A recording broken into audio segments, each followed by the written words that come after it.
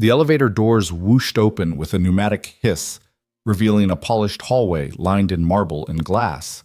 Jack Hayes' tool bag, slung over one shoulder, paused on the threshold, his heart thumping louder than the click of his daughter's sneakers behind him. Maya, clutching his tool belt, peered up at the glimmering nameplate Sinclair Enterprises, Executive Suites. Before he could step forward, a sharp voice sliced the air. "Sir, you're not supposed to be on this floor." Jack's eyes flicked to the woman standing like a statue in charcoal heels. Jade Sinclair, the CEO, with a reputation for zero tolerance. Her gaze traveled over Maya's pink backpack back to his tool bag, landing on the child's wide, curious eyes. The tension crackled like static. Jack's jaw tightened. If he didn't get that printer fixed, the CFO would have his head. If he didn't get Maya out of sight, he'd have Jade's. If that scene has you on the edge of your seat, hit that subscribe button, drop a comment below, and stay tuned. More twists are coming. Jack Hayes drew in a measured breath and squared his shoulders. He'd been called to printer emergency room 47A, his pager buzzing insistently in his pocket before the sun had fully risen. He'd hauled his toolbox onto the service elevator expecting fluorescent lights and irritated suits and tangled phone calls. He had not expected to haul his 8-year-old daughter up here. But Maya's babysitter had bailed at the last minute, and with the school closed for teacher in service, he couldn't leave her alone. He'd popped in earphones, reminded her of the rules, read her book, stay seated, don't touch anything. Simple enough. The moment they exited the elevator, Maya froze. She'd never seen floors so quiet and gleaming. The carpet runner was thick footfalls muted. The walls were art gallery white. Then came the click, click, click of stiletto heels growing louder with each step toward them. Jack's blood cooled. Maya stiffened, folding her arms. The woman arrived and Jack recognized her instantly from news articles. Jade Sinclair. She was taller than she looked in photographs, her posture perfect, every millimeter of her tailored suit, speaking of boardroom power. Her gray eyes swept from Jack's dusty tool bag to Maya's scuffed sneakers and back. She didn't blink. She didn't smile. "Sir, you're not supposed to be on this floor," Jade said, voice clipped and cold. Her arms crossed chest lifted an invisible spotlight, focusing on their unscheduled presence in her pristine domain. Jack swallowed. "Ma'am, I'm here to fix the printer in 47A. It's a critical jam in the CFO's suite." He tapped his pager. "Urgent call." Her gaze narrowed. 47A is the executive floor. She pronounced each word like a verdict. Jack nodded, forcing a polite smile. "I figured. The signs pointed this way. I'll be quick. Just point me to the machine." She said nothing. Maya shifted and tried to shrink behind her father, clutching his belt. Jade's eyes flicked to the little girl. "Is that your daughter?" Jade asked. Jack cleared his throat. "Yeah. Babysitter bailed, school's closed, and I can't exactly leave an 8-year-old at home alone. She won't touch anything. I promise." Maya gave a valiant nod, but her nose wrinkled with apprehension. She swallowed a question, marveling at the vast, echoing silence of the hallway. For a heartbeat, Jade said nothing. The air between them felt thick enough to cut with a knife. Jack felt sweat prickle behind his collar. He glanced down at Maya and offered her a quick, reassuring squeeze of the shoulder. Finally, Jade's shoulders relaxed ever so slightly. She stepped aside without a word, sweeping back toward her own office. The click of her heels receded. "Thanks," Jack muttered, exhaling as he ushered Maya forward. "Come on, sweetheart, let's get this thing fixed." Maya followed obediently, but something in her eyes had changed. She'd spotted the sleek conference room windows, the artful lounge area beyond, and most of all, the gleaming crystal chess set displayed on a low table. Jack hustled her through the glass doors before curiosity could win out. Inside the executive lounge was more gallery than office chrome accents, floor-to-ceiling windows, with a city view, a coffee bar stocked like a 5-star cafe. At its center, beneath a shaft of afternoon light, sat a crystal and obsidian chess set, each piece carved with exquisite detail, catching rays like gemstones. Jack hurried Maya to a plush leather sofa and handed her a children's book from his bag. "Here you go. Sit here, read this, and I'll be back in a flash." He ruffled her hair, dropped a quick kiss on her forehead, then disappeared through the glass hallway toward the printer room. Maya opened her book, but her eyes kept straying to the chess set. The knight's carved mane, the bishop's slender silhouette. It all whispered invitations she couldn't ignore. She tucked the book under her arm, crawled off the sofa, and tiptoed toward the table. She reached out fingertips, brushing cold crystal, lifting the night. It felt weighty in her palm, as if it held some secret. "Do you know how that one moves?" Maya gasped and dropped the piece, but caught it before it hit the glass table. She turned to see Jade Sinclair standing behind her arms, clasped at her waist, her white blazer pristine against the warm lounge tones. I'm sorry," Maya stammered. "I wasn't going to break it. I was just—" Jade held up a hand. "You're not in trouble. I just asked a question. Do you know how the night moves?" Maya nodded slowly. L shape, two up, one to the side. Jade's lips curved in the slightest, almost imperceptible smile. "Impressive." Maya swallowed. "I learned from a book." Jade studied her as though calculating something far more significant than chess moves. Finally, she offered, "Would you like to play just one game?" Maya blinked. "With you?" Jade nodded. "Yes, with me." By the time Jack returned, he found his daughter settled on a low stool opposite Jade Sinclair mid-game, without even knowing how. He froze, wrench in hand, heart pounding. Everyone in the city knew Jade's ruthlessness. Who knew she'd be here teaching Maya the Queen's Gambit? Jade glanced up, her gaze softening as she met Jack's stunned eyes. "She has a sharp mind," she said, moving her rook with quiet precision. Jack closed his mouth, swallowed twice, and stepped fully into the lounge. Maya bit her lip, eyes flicking between her father and the board, as if daring either of them to object. "Go on," Jade told Jack. "She's fine." Jack exhaled a smile, tugging at his lips. He sank into a chair nearby. "Just one game, then?" he asked Maya. Maya nodded, grinning. The night awaited its next call to adventure. And in that moment, Jack realized some surprises were worth every risk. The moment Jack slipped through the glass doors and disappeared down the corridor toward the printer room, the executive lounge felt larger somehow, both cavernous and intimate. Maya pressed her back into the plush leather of the sofa, clutching her picture book, but not reading. Her eyes kept wandering across the room to the chrome countertops, to the polished wooden panels, to the muted hum of the espresso machine. But most of all, they rested on the crystal and onyx chess set, cemented on a low lacquered table at the lounge's center. Sunlight tumbled through floor-to-ceiling windows, refracting across each piece like 1,000 tiny spotlights. The pawns caught the light in flecks of obsidian. The knights glowed with inner fire, and the queen, taller than everything else, seemed to hold court under the high ceiling. Maya felt a familiar thrill, the same one she got when she'd first learned how to read or tie her shoelaces. This set was calling to her, whispering its own invitation across the distance. She glanced toward the entrance, half expecting her father to reappear and shoo her back to the sofa. But the hallway remained empty. The lounge was quiet, except for the low chatter of a distant meeting room and the soft hiss of the coffee machine steaming milk. Maya slid from the sofa, book forgotten, and padded toward the chess table on tiptoe. The carpet silenced her footsteps. Each red and gold swirl swallowed sound. When she reached the table, Maya hesitated for a heartbeat. The pieces looked too delicate to touch. She inhaled, then placed her small hand on the marble edge of the table and leaned in, studying the arrangement as if it were a map of hidden treasure. The board was set in standard opening position, white pieces, neat black pieces shadowed, but the craftsmanship was unlike anything she'd seen. Each knight's mane was meticulously carved. The rooks sat on turreted bases as though guarding a fortress. The bishops wore tiny mitres. Even the pawns radiated personality. Her fingertips hovered over a white knight, its head turned in mid-prance. She remembered her father's instructions. Don't touch anything. But this was different. This was like discovering an abandoned friend. Gently, she lifted the knight from its square. It felt heavier than she expected, cold and smooth under her fingers. The onyx swirl in its base gave depth an unfathomable pool of night. Maya's eyes widened.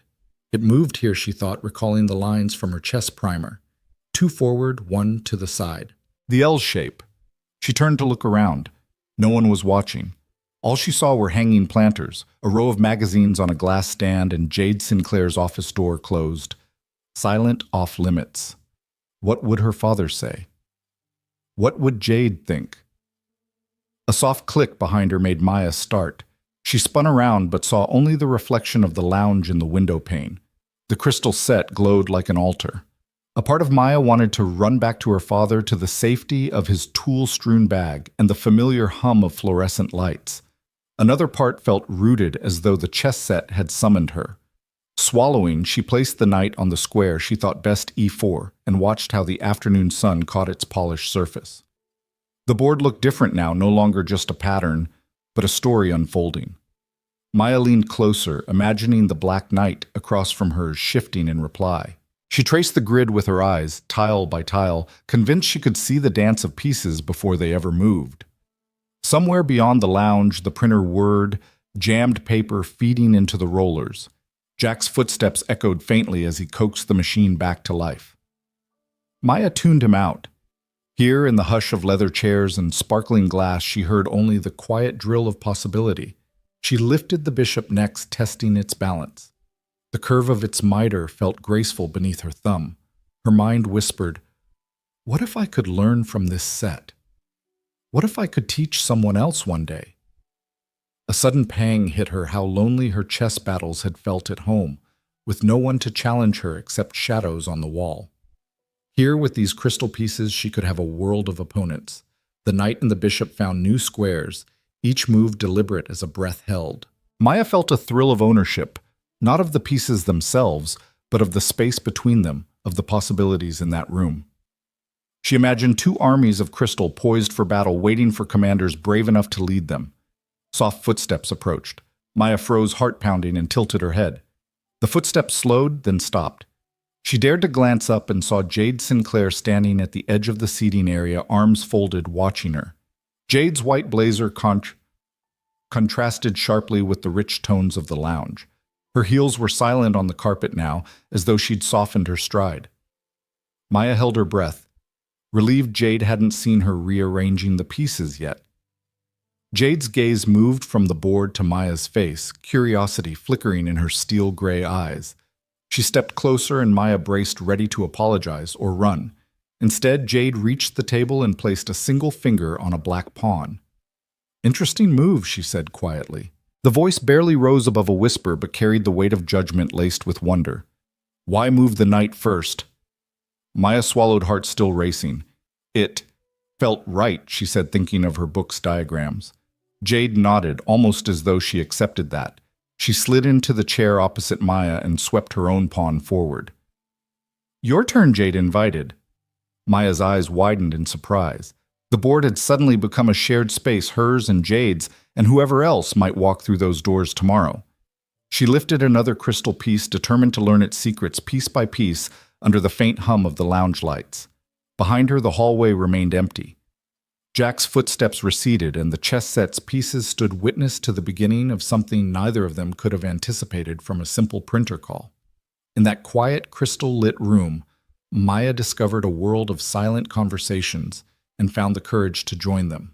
Maya's small fingers trembled around the knight's slender neck as she lifted it from its square. The crystal felt impossibly cool, smooth beneath her fingertips. Its onyx base weighted just enough to remind her that every piece on this board carried its own story. She imagined the knight as a champion in miniature, a lone rider charging across an empty plain armor, gleaming in the sun. In Maya's mind, its silent whisper was a summons, "Move me where I belong."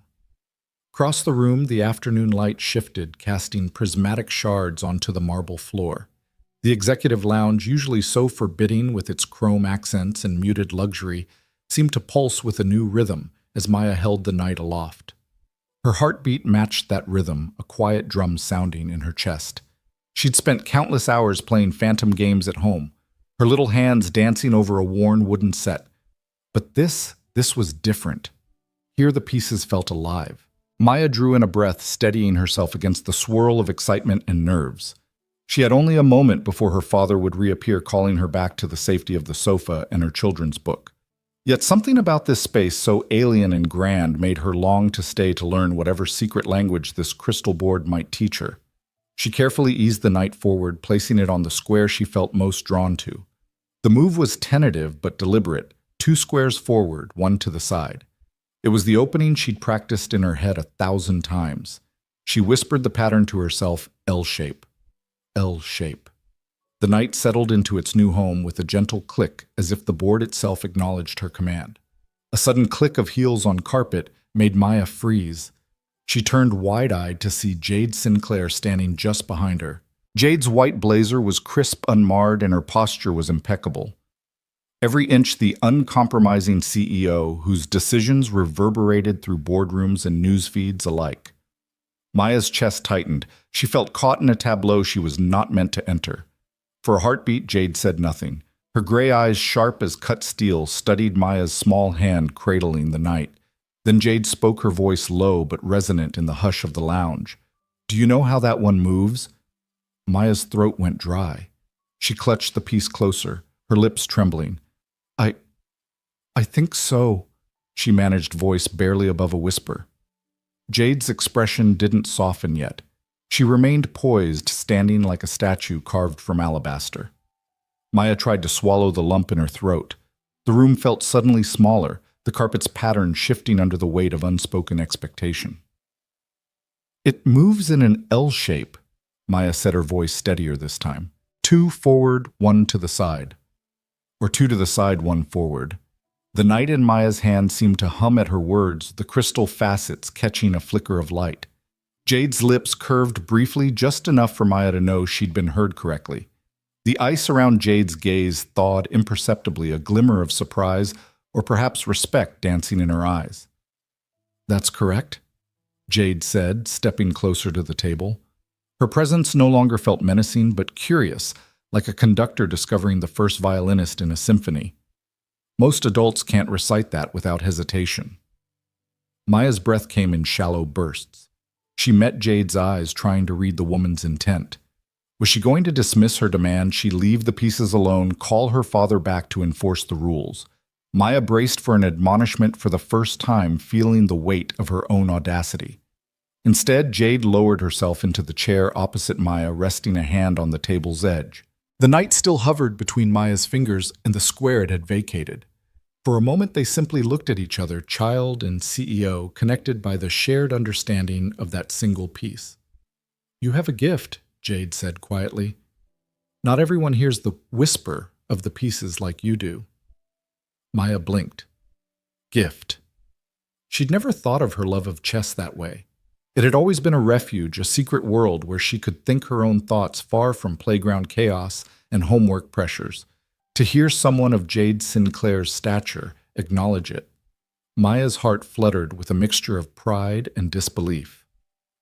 Jade studied the board, tracing lines with her gaze, as though she could see beyond the crystal into Maya's imagination.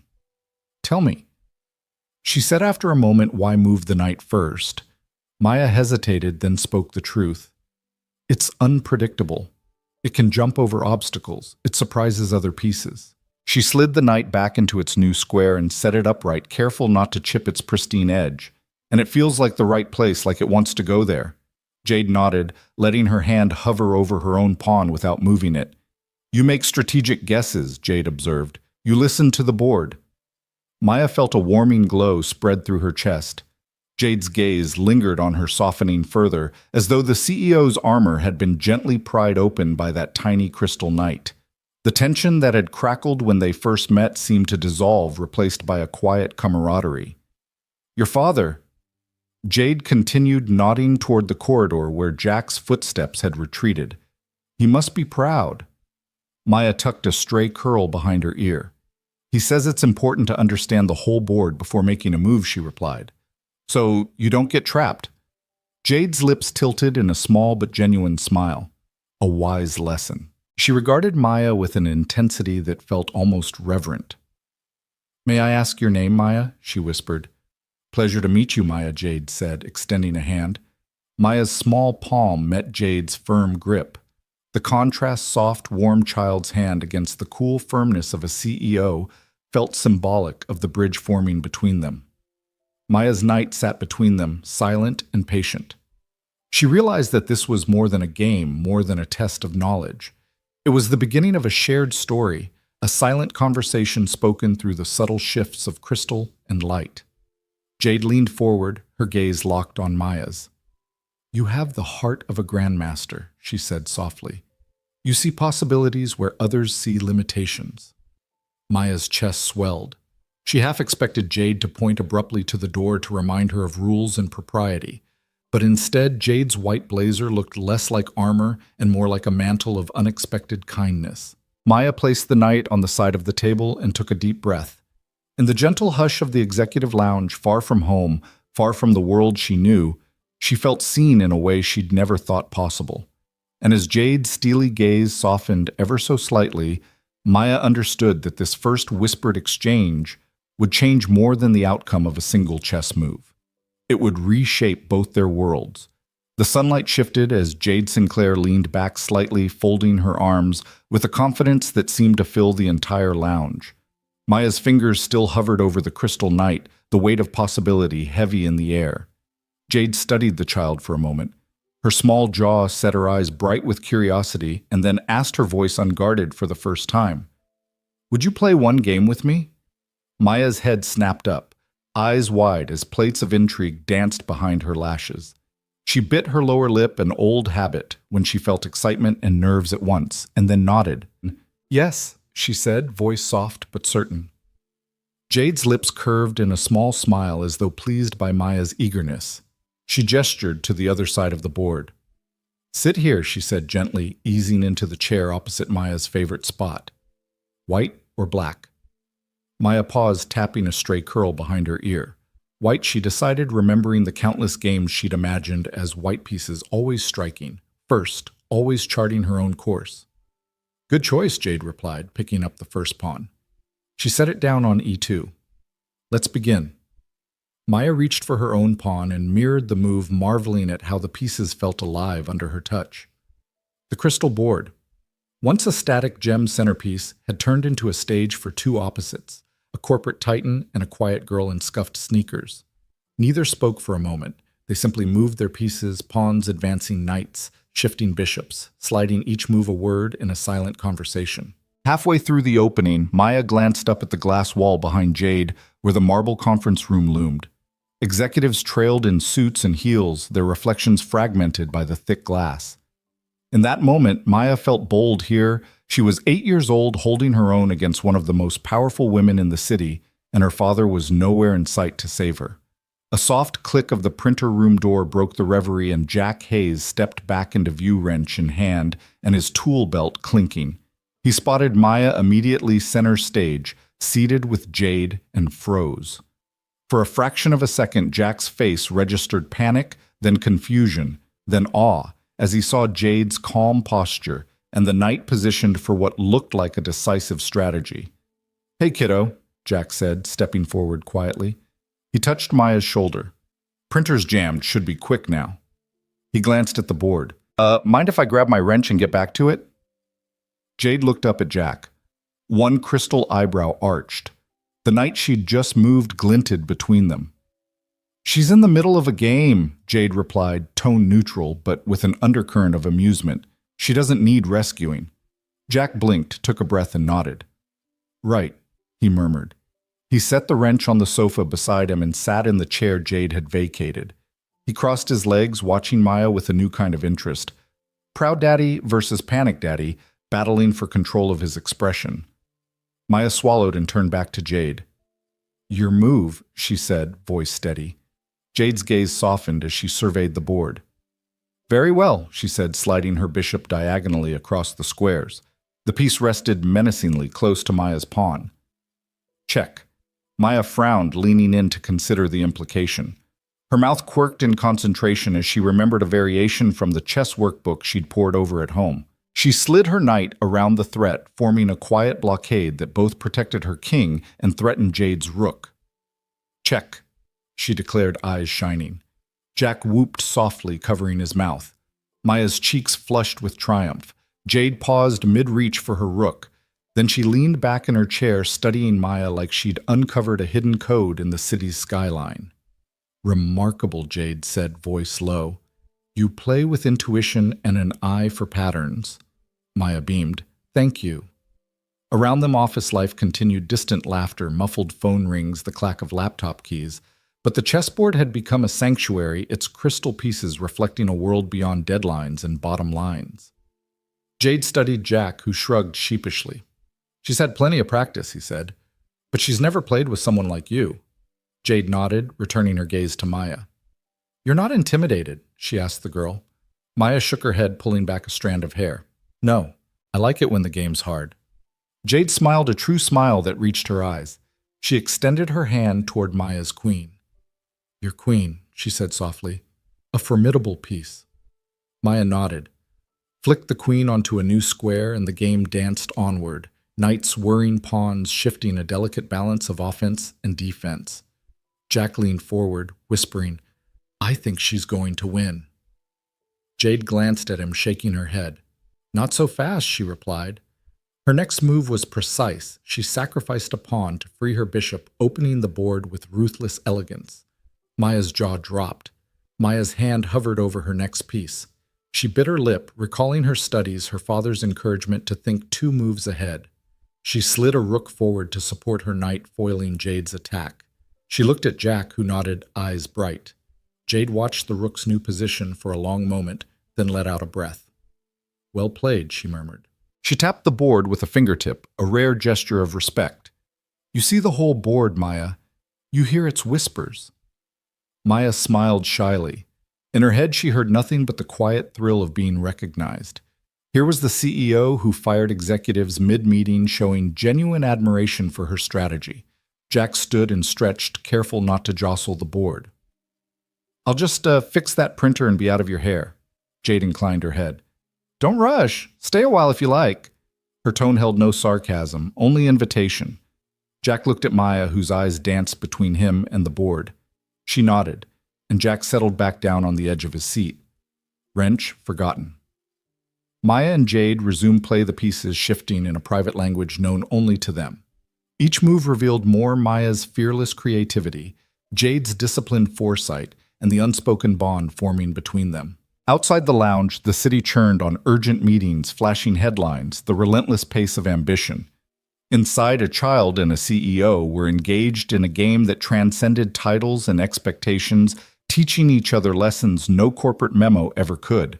And as the afternoon light mellowed into gold, Maya looked up at Jade and whispered, "Thank you for playing with me." Jade's gaze softened one last time. "Thank you for the challenge." Her knight poised near Maya's king, the reflection of their shared journey shone brighter than any crystal could, promising new beginnings on an ancient board of black and white. The air in the executive lounge felt charged as Maya leaned forward to make her 5th move. Jade Sinclair's steel-gray eyes tracked every shift of Maya's hand, the crystal pieces catching the late afternoon sunlight and scattering rainbows across the polished floor. Jack Hayes sat to the side, arms folded, watching the game's delicate dance unfold before him, wrench momentarily forgotten in his lap. Their sequence had been swift and elegant. 1. Maya's pawn to e4, White's bold opening staking claim at the board's heart. 2. Jade's pawn to d5, a classical counter challenging Maya's advance. 3. Maya's knight to f3, quick development, eyes fixed on the center. 4. Jade's knight to c6, mirroring Maya's pattern, the first hint of symmetry. 5. Maya's bishop to b5, pinning the knight, tightening the noose. Now Maya paused only to consider her queen's path. The white queen stood at d1, majestic but restrained. Jade's gaze never wavered, unblinking as she tracked Maya's next gesture. Maya closed her eyes for a fraction of a second, recalling her father's advice, always look for the hidden threats and opportunities. She saw it then, a diagonal lane opening from d1 to h5, the perfect line to slice through Jade's defenses. She placed her queen on h5 in one fluid motion, the crystal sliding across the board like water. Then in a clear, confident voice, she declared, "Check." Silence fell. Even the distant hum of the espresso machine seemed to hush itself in that moment. Jade's composure faltered as her hand drifted halfway to her knight, frozen in indecision.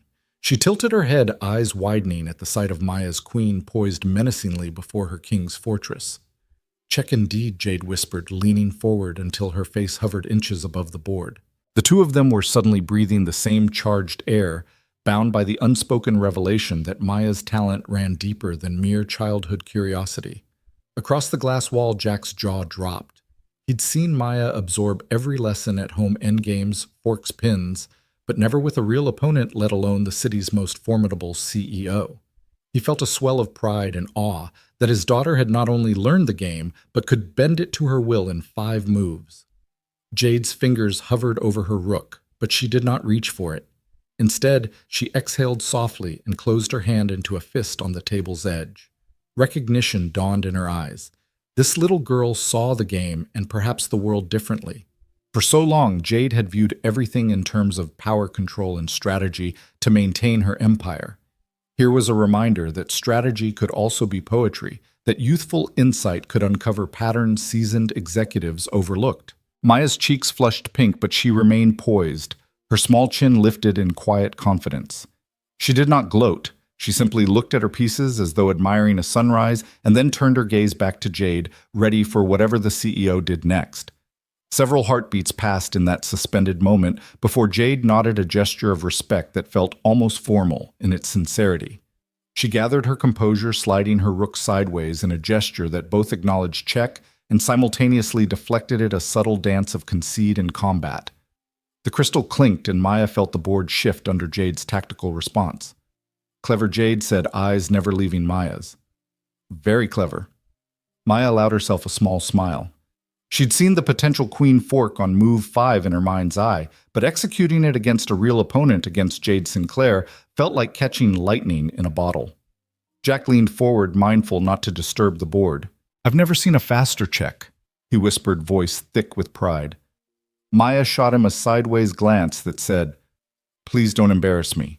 Jade interrupted her tone, returning to its usual crisp professionalism, but underscored with new warmth. Your move, Maya, she said, indicating the board. Let's see where you take this next. Maya's heart fluttered with excitement. She touched her queen gingerly, moving it back to g4, drawing Jade's king into a deadlock, while protecting her own defense. Each piece she moved felt like a word in a shared story, a conversation that transcended rank and job title. Jade countered, bringing her bishop to e6, the bishop's crystal curves catching the light in a silent salute to Maya's ingenuity. The game unfolded, pawns traded knights, danced in arcs. Only they could traverse bishops, sliced through diagonals, like dancers weaving ribbons of strategy. Jack watched the interplay with rapt attention, aware that this was more than a game. It was a revelation, a moment that would echo through both Maya's and Jade's lives. As the moves ticked off in Maya's mind, she sensed Jade's shift. The CEO, who dismissed people with a single glance, was now leaning forward, her face softened by genuine engagement. Maya realized she wasn't just playing against a corporate mogul. She was meeting a fellow strategist, someone who respected the unspoken poetry in chess. Finally, with one last delicate move, repositioning her rook to g5 to shield her queen. Maya asked softly, Check again? Jade paused, studying the board as if seeing it anew. She smiled fully this time, the kind of smile that speaks of admiration rather than triumph. Check, she admitted, her voice imbued with both defeat and delight.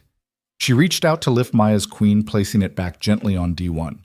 Jack whooped low in the background, earning a quick, admonishing look from Maya. She giggled quietly, delight and relief blooming in her chest. Jade gathered the pieces, resetting them into the starting position with methodical care. You have a gift, Maya Hayes, she said, addressing Maya by name for the first time. You don't just play the game, you understand it. Maya bit her lip, cheeks warmed by the praise. She looked at Jack, whose eyes glistened with pride, and then back at Jade. Thank you for the game, she said sincerely. It was fun. Jade nodded, her crisp blazer somehow less forbidding now that she'd shown her humanity. It was more than fun. It was enlightening. Maya hopped off her chair and ran to Jack's side, slipping her hand into his. Jade watched them, father and daughter, united in this unexpected moment of triumph, then offered a final nod. Jack cleared his throat and gave Jade a respectful inclination. Thank you for your time, ma'am. Printer's fixed, by the way. Jade inclined her head. Glad to hear it. And Maya, if you're ever up for another match, my door is open. Maya's eyes lit up. I'd like that. Jack picked up the wrench and Maya slipped her book under her arm. As they made their way toward the elevator, Jack felt the day shift beneath his feet. He'd come to fix a printer. He'd left with a memory he'd treasure forever. Behind them, Jade returned to her seat at the board, the pieces once again silent sentinels of possibility. She tapped the glossy wood thoughtfully, her gaze distant but thoughtful. Maya's check in 5 moves had stirred something in the CEO's heart, an echo of a world where brilliance wasn't measured in profit margins, but in the quiet power of a child's insight. And as the elevator doors closed on Jack and Maya, the crystal chess set remained glinting beneath the fading sun, waiting for its next whispered conversation to begin. The gated entrance of Jade Sinclair's Ocean View estate yawned open for Jack and Maya, as if it had been waiting just for them. Jack's aging sedan rolled past manicured hedges shaped like abstract sculptures, then curved along a driveway lined with salt-tolerant palms and lavender bushes bursting into bloom. The sea stretched out beneath them, its sapphire surface broken by whitecaps in the morning sun. Jade met them at the grand marble steps, dressed in a lightweight cashmere cardigan over tailored slacks, her hair pulled back to reveal the arc of her neck. "Welcome back," she said, voice warmer than their first encounters. Maya's eyes widened as she hopped out of the car, scanning the columns that rose like ivory guardians on either side of the entrance.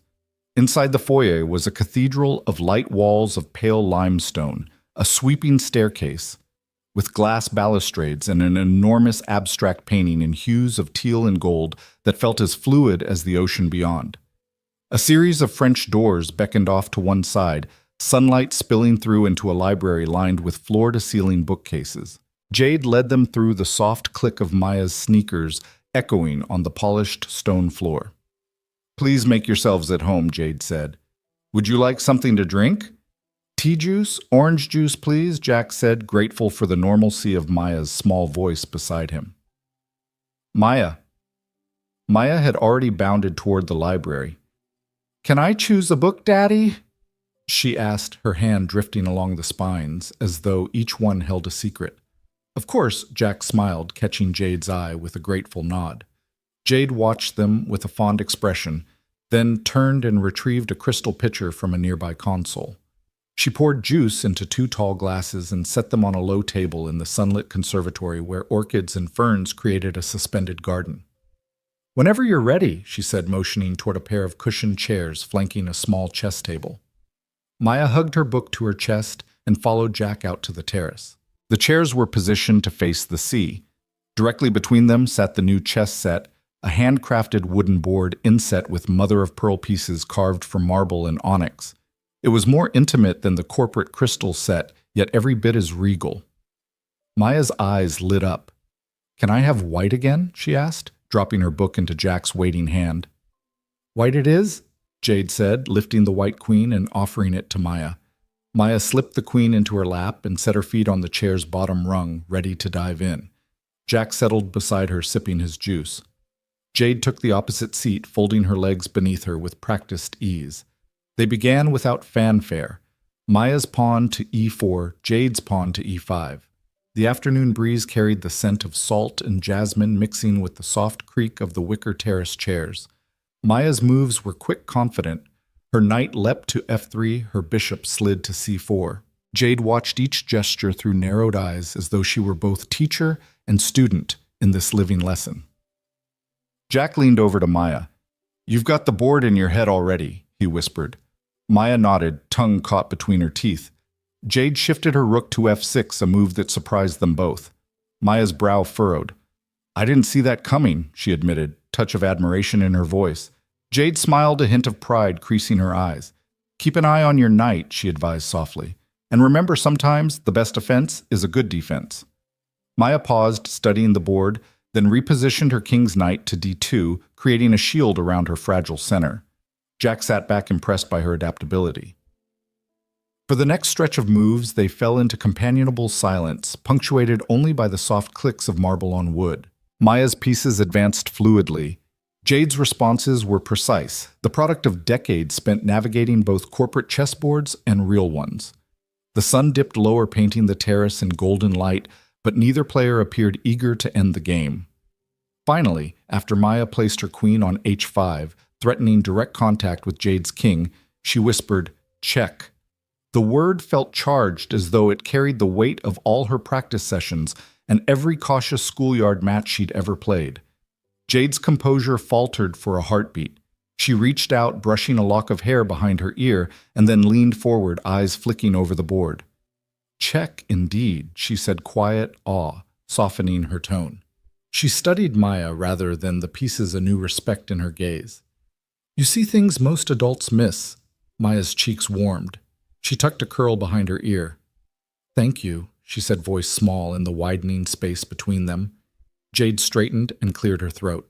Let me free my knight, she said, sacrificing a pawn to release her trapped piece. The move was generous, both strategic and gracious. Maya watched the board shift under Jade's hand, learning something beyond mere tactics, creation of opportunity, even in sacrifice. They continued another 5 moves, Maya parrying Jade, probing each reaction a note in an intricate duet.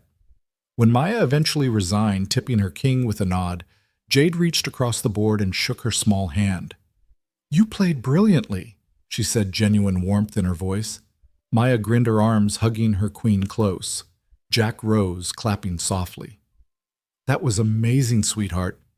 I had a great teacher, Maya replied, sliding off the chair. Jade's smile deepened at the unexpected compliment. Jack cleared his throat, looking between the two of them. I'll let you have some quiet now, Jade. Printer's still working fine, so we're good. Jade inclined her head. Thank you for joining us, both of you. Jack picked up Maya's book and her abandoned juice glass, walking them back toward the library. Maya paused at the terrace door and turned. Can I come back tomorrow? She asked, voice hopeful. Jade looked at her reflectively, then nodded. I'll leave the set here for you, anytime you want a rematch. Maya's face lit up. Promise? Promise. Hand in hand with Jack, Maya bounded back into the halls of the mansion, her laughter blending with the distant rhythm of waves against the shore. Jade watched them go, the mother-of-pearl board gleaming in the fading light. In that simple invitation to return, she felt something stir, the promise of a friendship born in moves and countermoves, a bond that transcended glass walls and boardroom politics. No grand declaration was needed. The weekend at the mansion had already revealed its truest gift, the shared revelation that even the most powerful among us can find insight, joy, and unexpected kinship across a chessboard. The afternoon sun streamed through the arched windows of Jade Sinclair's sunroom, painting the chessboard in warm, honeyed hues. Maya's small hands moved pieces with the quiet confidence of someone entirely at ease in this world of black and white. Jade watched her usual steel-clad poise softening at the edges as she realized that every intuitive strategy Maya employed echoed something she'd once known herself, a purity of play, unmarred by caution or calculation. Jade adjusted the cardigan at her shoulders as if to brace herself against the whirlpool of memories that Maya's moves were stirring. She remembered herself at 8 years old poring over a battered wooden set in her family's study, the scent of polished mahogany mingling with the hush of late afternoons. She'd loved the knight's unpredictable leap, the queen's sweeping power, each move a miniature act of creation. But in the years since strategy had become a tool of control, a means to maintain her empire at any cost. The games she'd played as a child had been gentle exploratory. The ones she led now were battles of attrition. Maya slid her pawn to d5, trapping Jade's rook and forcing the queen to retreat. Jade's breath caught. The simplicity of the tactic, pure unadorned, sent a tremor through her armor. She realized she had been holding her breath, leaning forward in her chair, heart uncharacteristically racing. That was clever, Jade said, voice low. She moved her queen back to h4, a desperate bid to stave off the threat. Yet even as she played, her mind drifted to the hollow echo of silence in her childhood home, the way her father's footsteps had patrolled the upstairs halls, never pausing to leave her a forgotten note or a small word of pride. Maya's lips curved in a faint smile as she watched Jade's maneuver. Then she raised her knight fingertips, caressing the marble, and tapped it to f6. Check. The word hung between them, soft but emphatic. Jade closed her eyes, letting the word sink in. Check, she whispered, exhaling, as if relieved to hear her own voice. She opened her eyes to find Maya's wide, earnest gaze filling the space where her own childhood self might have sat. The little girl wasn't intimidated by her title or reputation. She simply saw the board, and by extension the world, in terms of opportunity and possibility. Jade studied Maya's face. Here was no pretense, no performance. Here was a spark of innocence and courage that she hadn't felt in years. It felt fragile, like a hidden spring of hope beneath her concrete exterior. The realization cracked something open inside her, a door she'd long kept locked against vulnerability. She touched her bishop, gingerly sliding it to e7 to protect her king's flank. The move was defensive, but softer than her usual style. Maya nodded approvingly. "You defend with grace."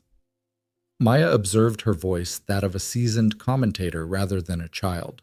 Jade felt a lump in her throat as Maya's words fell like petals over her hardened heart. "Thank you," Jade replied, voice catching. She hadn't expected praise from anyone, least of all an 8-year-old. Outside, the ocean breeze whispered through the palm fronds, carrying the salt-laced promise of renewal. Jade closed her eyes briefly, letting the scent wash over her, prying loose the memories she'd buried. She remembered the cradle in the nursery, the lullabies that had once soothed her to sleep, and the abrupt silence when her own child had been taken from her. 8 years had passed since she'd signed away that tiny hand, convinced it was for the best. Yet every now and then, in the hush of night, she still heard the echo of her daughter's first cry. Her hand trembled as she moved her rook to c8, resigning herself to Maya's mounting advantage.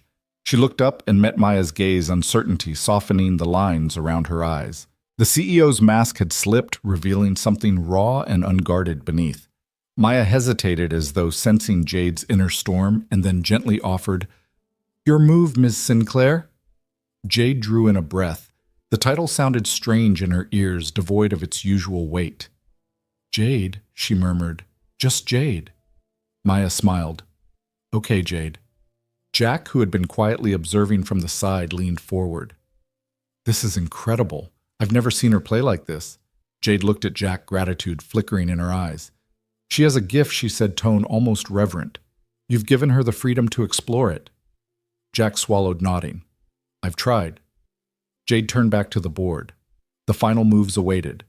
Maya moved her queen to d4, a calculated advance that sealed the fate of Jade's king. Jade studied the position and nodded, signaling her acceptance. "Maya has won," Jade announced softly.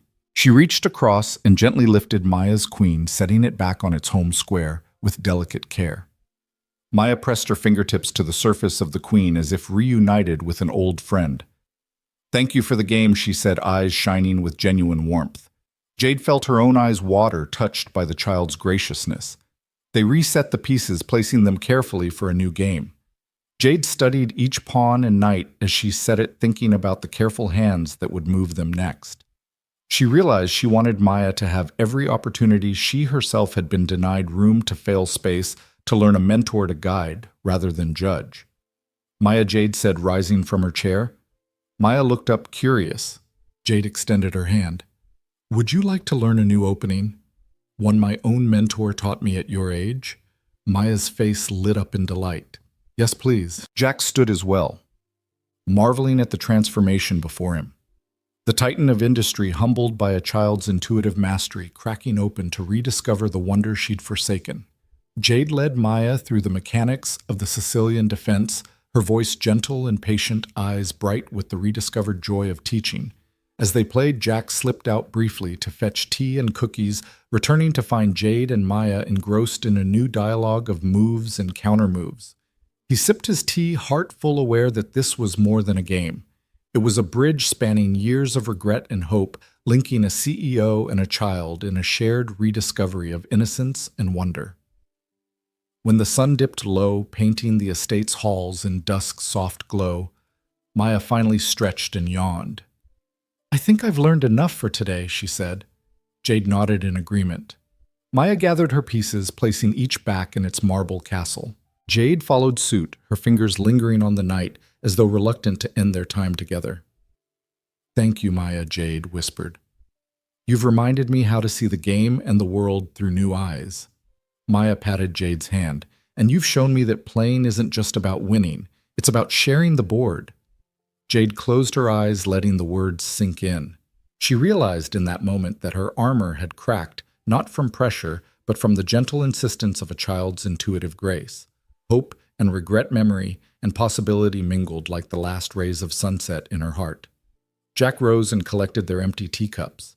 He looked at Jade with newfound respect. You were wonderful, he said simply. Jade turned to him, a hint of a smile on her lips. So was Maya. They walked together down the marble hall, Maya skipping ahead with a boundless energy that whispered of future triumphs. Behind them, the chessboard waited silent, patient, and ready for the next game in which two unlikely players would continue to reshape each other's worlds. Jack Hayes woke to the soft glow of dawn filtering through their living room curtains, the hum of their humble apartment stirring to life around him. He stretched and rubbed the sleep from his eyes, then reached for his phone on the coffee table, where yesterday's teacup still stood cold. His thumb flicked across the screen, and there it was, a single message from Jade Sinclair. Maya's welcome for another match, no agendas. He blinked, surprised by the warmth threaded through those 7 words. Jade Sinclair, the formidable CEO whose every public appearance set corporate halls whispering, had sent a personal invitation to his 8-year-old daughter. No contracts, no media requests, no fees, just chess. Jack read the message twice, incredulity twisting his chest. He wondered if it was some kind of mistake, Jade's assistant sending a draft. He scrolled up to confirm the sender. J.S. Sinclair. No question she meant it. The phone buzzed again with Maya's sleepy yawn. Daddy? Maya's small voice drifted down the hallway. Is it time for school? Jack slipped the phone into his pocket and called back. Morning, sweetheart. Not quite. I've got something to show you first, okay? A beat, then a bright. Okay. He padded into the kitchenette where Maya sat at the table, hair-tousled cereal bowl. Half empty. Her eyes were still glazed with dreams, but the minute they saw him, they lit up. You got it? She asked eagerly, wiping milk from her chin with the back of her hand. Jack pulled his phone back out. Read this, he said, handing it to her. Maya leaned forward, squinting as though trying to make the letters dance into a secret code she could decipher. When she realized it was addressed to her, she gasped and set the phone down with a clatter. Cereal sloshing over the bowl's rim. Really another game. Her spoon clattered to the table. Jack chuckled. Looks like it. No agendas, she said. Just chess. Maya leapt up, nearly knocking over her chair. Can I go? Right now? Jack slid onto the bench beside her, wrapping an arm around her. Not right now. You've got school, remember? But I'll text her back to say we'll come whenever she's free. Maya sniffed, blinking. Okay. But can we play this weekend? Jack nodded. Absolutely. I'll let her know. She grabbed his hand and pumped it up and down. Thank you, Daddy. Thank you. He laughed as Maya practically danced around the tiny kitchen. Slow down there, Grandmaster, Maya giggled, gathering her cereal bowl and spoon. I am a Grandmaster, she declared, marching toward the bedroom to get dressed, and soon everyone will know it. Jack watched her go, a swell of pride in his chest. He opened the message thread again, thumb hovering over the reply field. Thank you, Jade. Maya and I would love to come by this Saturday afternoon. He sent it, then sat back and let the morning light wash over him. He thought about the weekend's earlier game, the way Jade had watched Maya's lightning-quick tactics, the genuine fascination flickering in her eyes, the way she'd softened the enormous weight of her title to become simply a curious opponent. That invitation, so casually phrased, signaled something profound, that this match between CEO and child transcended any corporate power play. It was pure an exchange of insight, curiosity, and respect. Later that afternoon, Jack picked Maya up from school, her backpack bouncing as she bounded to meet him. So he asked as they climbed into the sedan. Excited for chess? Maya's grin stretched from ear to ear. I'm already practicing new openings in my head. Jack shook his head in amusement and steered onto the highway.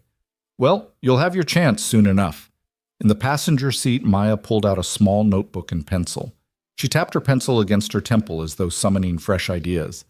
Jack glanced at her through the rearview mirror. What are you writing? New strategies, Maya replied thoughtfully. One I call the Sunset Gambit. You sacrifice a pawn to control the center, then bring your queen out at sunset. Jack laughed. I'll look forward to seeing that in action. Maya's eyes grew serious. You know, Daddy, Mrs. Sinclair didn't just invite me because I beat her that one time. She said she learned something that afternoon. She paused. She said I reminded her of someone she used to be. Jack felt a pang of something tender and sad, too much backstory in his head about Jade's private life, none of it fully known. That's a remarkable compliment, Maya. Maya nodded, tapping her notebook. I want to learn more from her.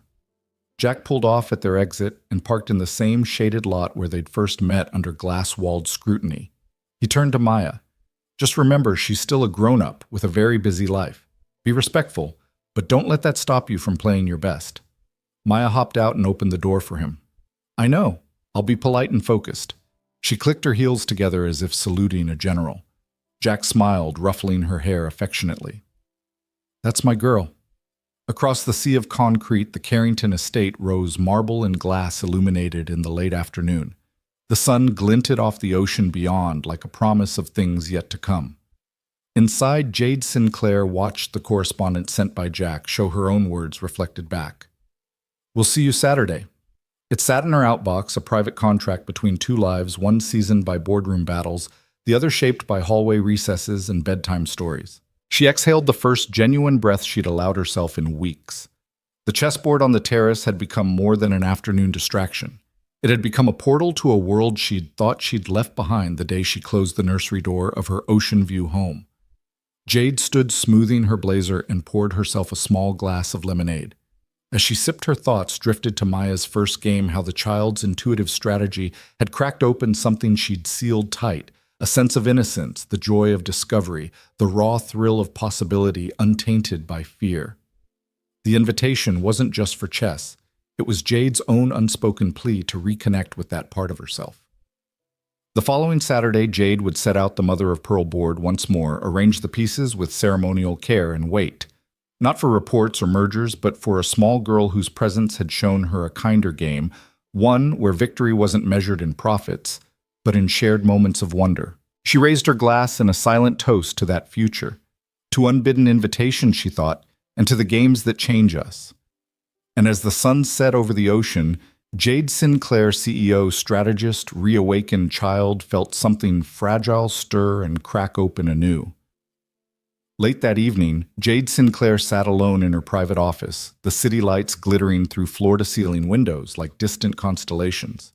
The ocean breeze drifted in through an open casement, carrying the faint scent of salt and lavender.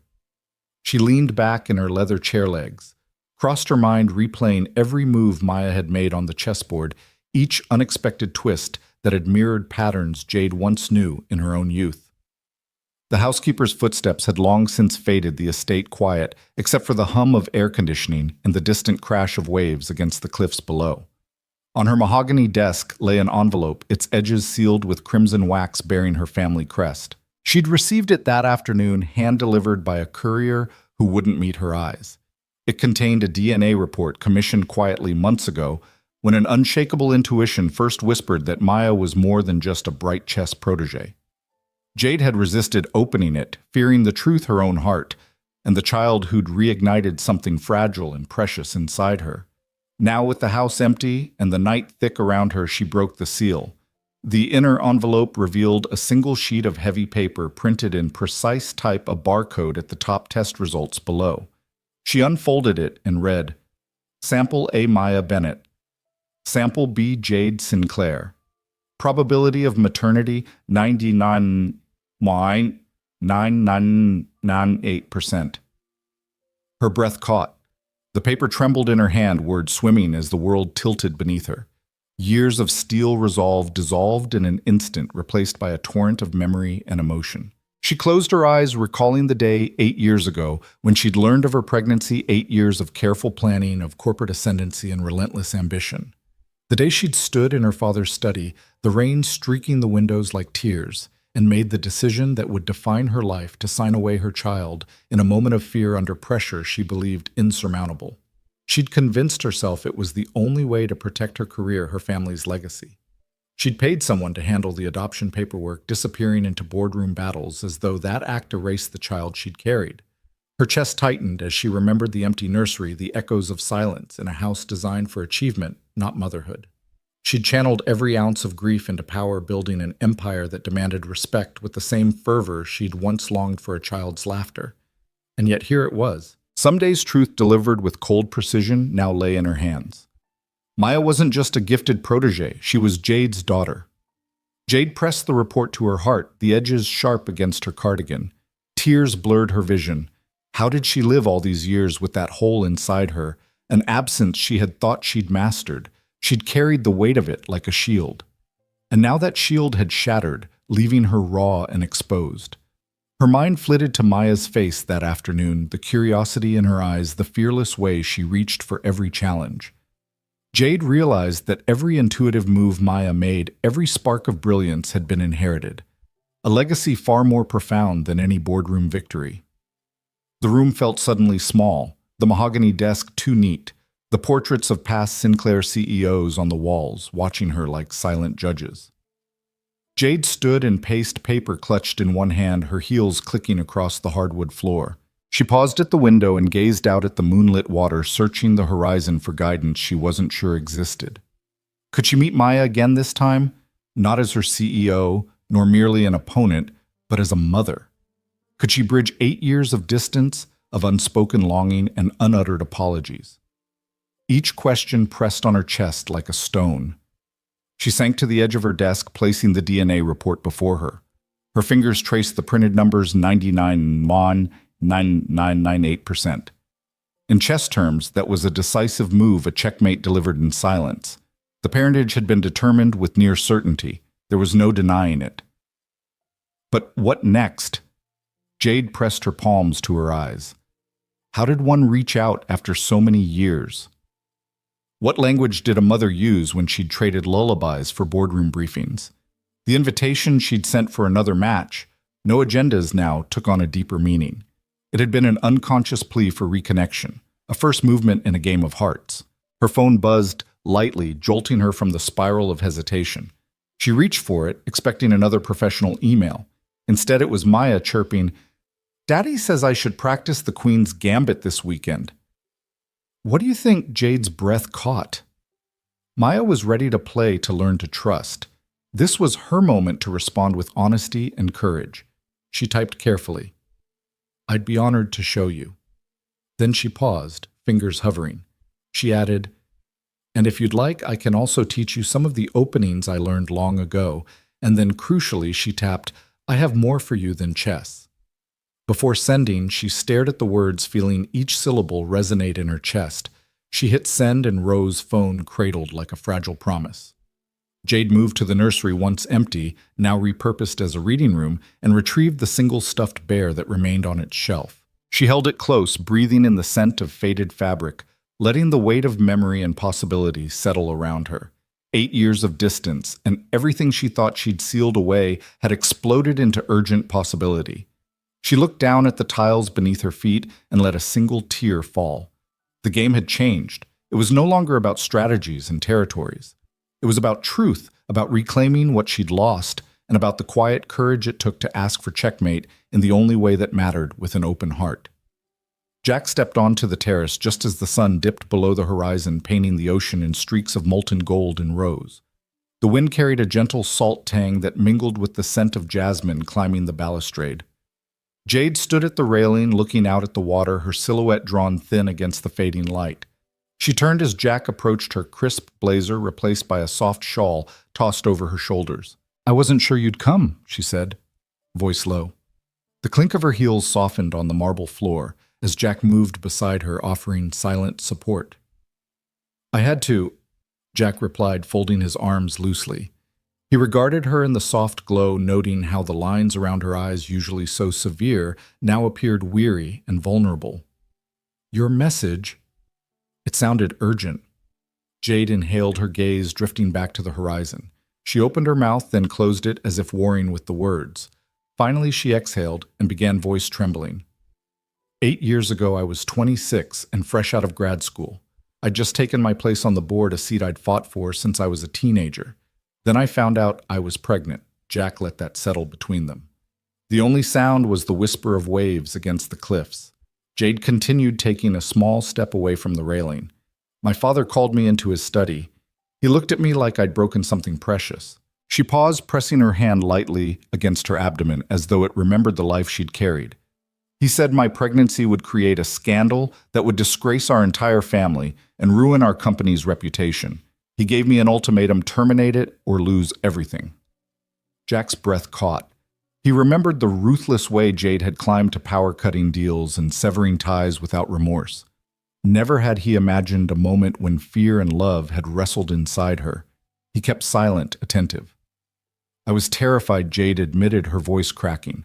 Not of the child, of what I'd become if I kept her. She looked at Jack, eyes glistening. I believed my career, my place in this world was more important than my own flesh and blood. So I agreed. I signed the papers. I told myself that I was protecting her from the headlines, from judgment. I told myself I'd give her the freedom to grow away from my mistakes. Jack felt a pang in his chest, empathy blooming for a woman he barely knew. You thought you were doing the right thing, he said softly. Jade nodded, tears slipping down her cheeks. I thought I was strong, but I was just afraid. She turned back to the sea shoulders, trembling. I buried the news. I buried my guilt. I barred the nursery door and threw away the key. Jack reached out, placing a hand on her arm. The warmth of his touch grounded her. You were a child yourself, he said quietly. You made a choice under pressure. You did what you thought you had to do. He paused, searching her face. You never had to carry that alone. Jade stared at her shaking hand. I thought I had, because I couldn't bear the thought of facing anyone. Not my board, not my colleagues, not myself. Her voice faltered. And then Maya walked into my life, and every move she made on that board reminded me of what I'd lost: kindness, curiosity, the courage to be vulnerable. Jack's gaze softened. She's special, he agreed. She sees the world differently. And she saw you not Jade Sinclair, the CEO, but Jade Sinclair, the person. Jade turned to him, eyes searching his. I wanted to tell you earlier when I saw her that first time, but I was terrified you'd think less of me, terrified you'd take Maya away. Jack's breath caught. He swallowed. I thought you were just being kind to a young player. He ran a hand through his hair. I didn't know the truth until the DNA report. Jade placed a hand over her heart. I couldn't bear the idea of losing her again. I thought if I kept my distance, I could protect both of us. But distance isn't protection, it's a barrier. I'm tired of barriers. She turned fully to face him, tears shining in the terrace light. Jack, Maya is my daughter. I relinquished her believing it was best for her, but she never left my heart, not for a moment. Jack stepped closer, lowering his voice. I know. He paused, letting the weight of that confession settle. I know what it's like to carry a constant worry for a child. Lots of parents do. But I also know that a child belongs with those who love them most. If you want to be in her life, we'll make room. No boardroom politics, no agendas.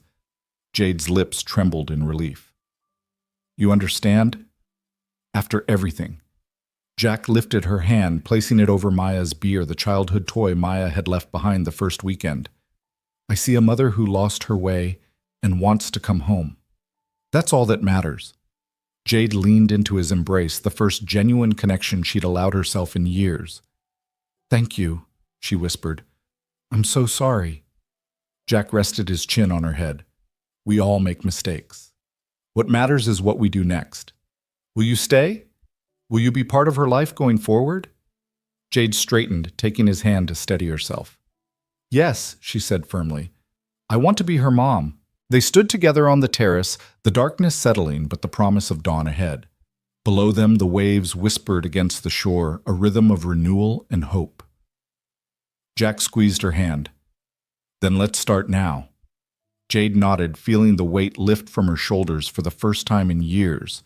Now she agreed, her voice steady in the night air.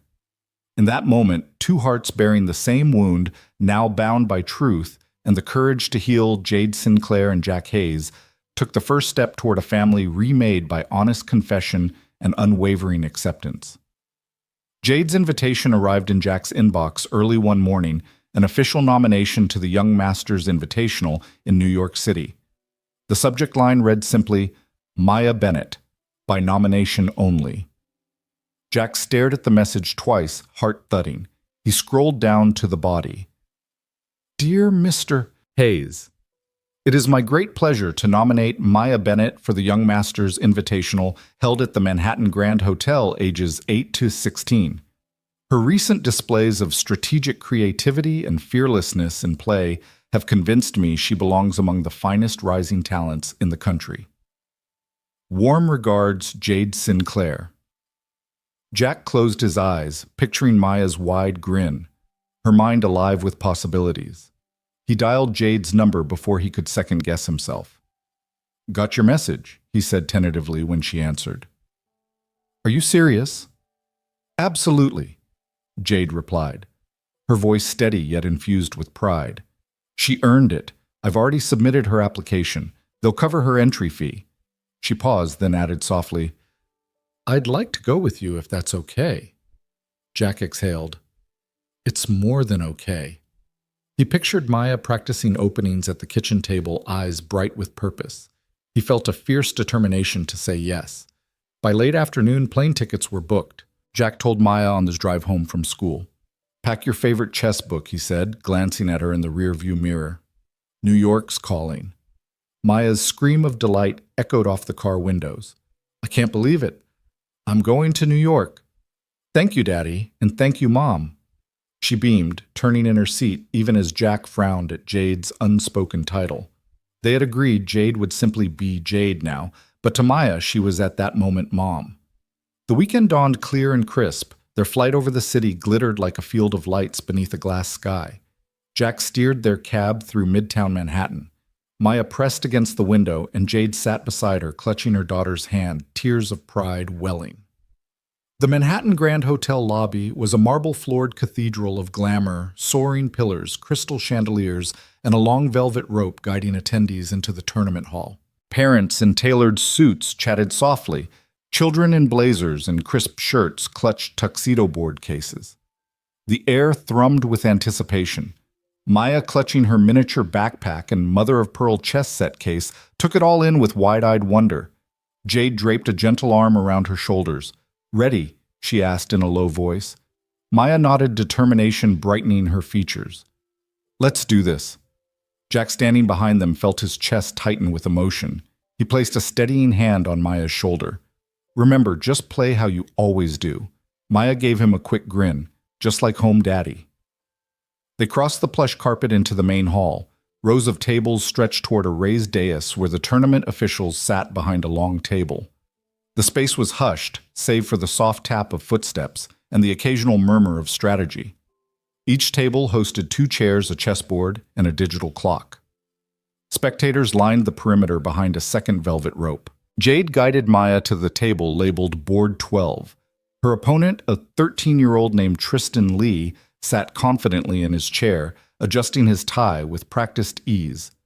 He looked up, sizing Maya in the same way Jade once had a quick scan of frayed sneakers, the battered notebook under Maya's arm, the fierce gleam in her eyes. Maya settled into the chair, placing her case on the floor beside her. Jade and Jack slipped into the first row of spectators. Maya turned, offering them both a determined nod, then faced Tristan. Their handshake was brief but respectful. The tournament director read the opening announcements, then said, "Begin." Maya opened with her signature pawn to e4, her shoulders squared. Jack and Jade shared a proud glance in the front row. Tristan responded with pawn to c6, the Sicilian defense. Maya's lips curved in a small, familiar smile. She'd worked on this defense last week under Jade's guidance. A hush fell as Maya brought her knight to f3.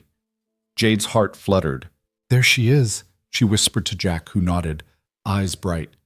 Tristan gave a slow nod, his grin widening.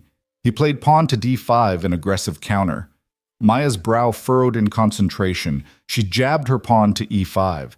Gasps rippled through the parents behind the rope, rare to see such bold play from a newcomer. Hour 1. Maya developed her second knight. Her bishops carved elegant diagonals across the board. Jack leaned forward, whispering notes of encouragement under his breath. Jade sat rigid, but her eyes glistened unbidden. Hour 2. Tristan launched a queenside attack, his rooks and queens swirling toward Maya's king. Maya's defense was unorthodox, but brilliant. 2 moves later, she unleashed her queen onto h5, slicing through Tristan's formation. The hall fell silent. Tristan froze. "Check," Maya whispered, soft but unshakable. The tension broke in a ripple of applause. Even the director glanced toward board 12 with raised eyebrows. Jade closed her eyes, tears slipping down her cheeks. Jack's hand covered his mouth to stifle a cheer. Tristan regrouped, but Maya's army was united. Within 10 moves, she maneuvered her rook and knight to deliver a fork on Tristan's queen and king. With trembling fingers, she reached across and slid her knight checkmate. The hall erupted. Tablets clicking pictures, parents cheering, children shouting. Maya sat frozen for a heartbeat, then turned to Jack and Jade, eyes shining. "I did it," she mouthed. Jade sprang from her seat, brushing past other spectators to reach Maya's side. She enveloped her in a proud embrace, whispering, "You were incredible, sweetheart." Tristan stood and offered Maya a hug, blinking back tears of his own. The two clapped each other on the shoulder before retreating to their chairs. Jack and Jade shared a look of astonished joy. Maya's fearless play had upended expectations in this marble-floored arena. Later on the dais, Maya accepted her medal.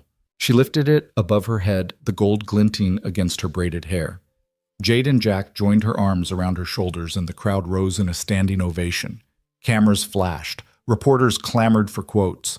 Maya looked at her parents, at Jade's proud, slightly trembling smile, at Jack's tear-bright eyes, and realized she had given them something more than a trophy. She'd given them a shared legacy, proof that brilliance could emerge from unlikely partnerships, that love and strategy could transform lives, and that the bonds of family, newly formed and yet centuries old, were the truest victory of all. As they descended from the podium, Maya held both parents' hands. Jade whispered, "Next game, same board." Maya beamed, "Always." Jack watched them, heart full. The chess world had witnessed a child shock an entire tournament. Jade and he had witnessed something even more profound. The shared legacy of a mother, a father, and their daughter, woven together on a grand stage where fearlessness triumphed over doubt and love dictated every move. The final match concluded under a wash of fluorescent lights in the cavernous tournament hall. Yet as Maya shook hands with her opponent, a composed girl 2 years older, the noise faded into nothingness for Jade and Jack.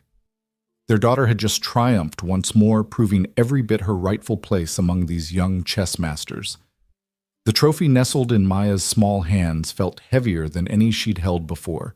But it was the moment afterward, the moment Maya turned her eyes glassy with excitement and gratitude, that truly mattered. "Thank you, Mom. Thank you, Dad." Maya said, her voice steady but luminous.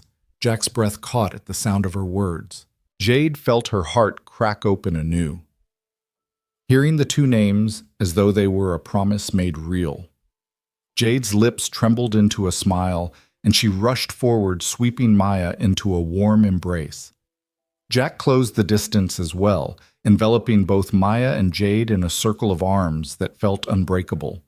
The applause of the crowd, the flash of cameras, the hum of chatter, all of it receded into the background, leaving only the three of them suspended in a bubble of shared triumph and belonging.